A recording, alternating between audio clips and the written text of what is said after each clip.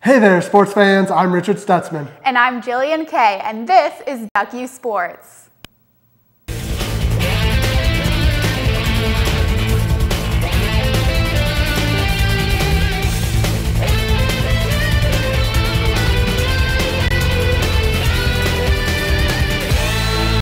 Last weekend, the women's basketball team headed down to the Bay Area to take on the California Golden Bears and the Stanford Cardinal. The Ducks went in Thursday riding a 7-game losing streak, but left Berkeley with an easy 60-46 victory behind the hot hand of Ariel Thomas, who had a game-high 21 points. The Ducks weren't so lucky on Saturday night when they took on the second-ranked Cardinal. Stanford's Jeanette Poland led all scorers with 20 points, as the Lady Cardinal cruised to an easy 99-60 win over the struggling Ducks. Oregon concludes their regular season against the Arizona Schools this weekend beginning Thursday night at 7 p.m. Looking to bounce back on Saturday, the Ducks turn to junior right-hander Madison Bohr. Top of the third, and Marcus Piazzisi takes off for third, and the catcher, well, let's just say he probably shouldn't have done that. Piazzisi scores, giving Oregon a 1-0 lead. But this one was a good old-fashioned pitcher's duel. Both pitchers brought their A-game, or should I say, K-game. Bohr finished the game with 6 Ks, and St. Mary's starter Kyle Barraclough added 4 of his own. But what's a pitcher's duel without a little defense? Top 5, and Tony DeMello lines one deep to left, but Stefan Sable doesn't squeeze the glove soon enough. But wait, he recovers, hits the cutoff man, and DeMello is hung out to dry. Then, bottom 8, and Piazzisi does it again, this time with the bat, singling in a run to give Oregon some insurance. Later that inning, the Ducks tacked on another run and cruised to a 3-0 victory. The Ducks head to California this weekend to play Long Beach State. Now we're going to switch gears and kick it over to Alex Shoemaker, Taylor Gelbrick, and Amber Wilmar for this week's edition of Packin' Heat. Thanks, guys. The Oregon women's lacrosse team took on Fresno State at Pape Field on Friday. Former UO president Dave Frohnmeyer was on hand as the honorary coach for the game. The Ducks came out hot, scoring just 20 seconds into the game and took a 13-2 lead into the half. Oregon took care of business, defeating the Bulldogs by a final score of 18-5. On Sunday, the Ducks hosted Jacksonville, winning by a final of 15-9. The Ducks now head east to take on Louisville on Friday. Well, that's all the time we have tonight for our season finale of Duck U Sports. For Jillian Kay, I'm Richard Stutzman. Be sure to tune in next season for more Duck U. Hey, sports fans, I'm Richard Stutzman, and it's been a wild week in the world of sports. And the wild week began on Sunday with rumors that Chip Kelly was going to the NFL. Virginia Rice with more. Chip Kelly pulled the ultimate fake play Sunday evening after KGW's Michael Burke reported he had signed a contract with the Tampa Bay Buccaneers. However, reports came out soon after that Kelly had a change of heart and was quoted saying he has some unfinished business.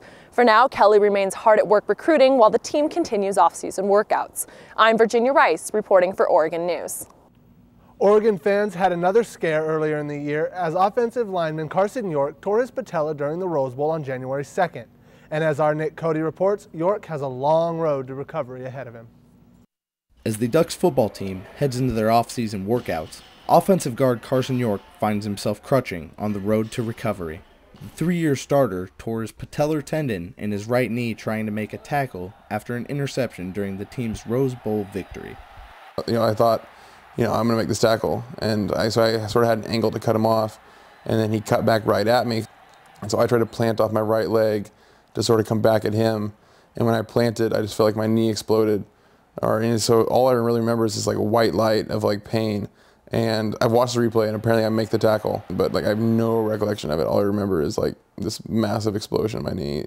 During York's already difficult 6-month rehabilitation, the senior-to-be must find time to balance treatments and workouts while also working toward a master's in communication and society. Yeah, I missed the first week of school. I actually Skyped into my class, most of my classes, so it wasn't that bad, but I think I'm glad that I'm in grad school. So if I was in like a lecture hall, it'd be just so difficult to keep up with, especially the fact that like I have to have like my knee propped up, and so being in a small environment's really nice.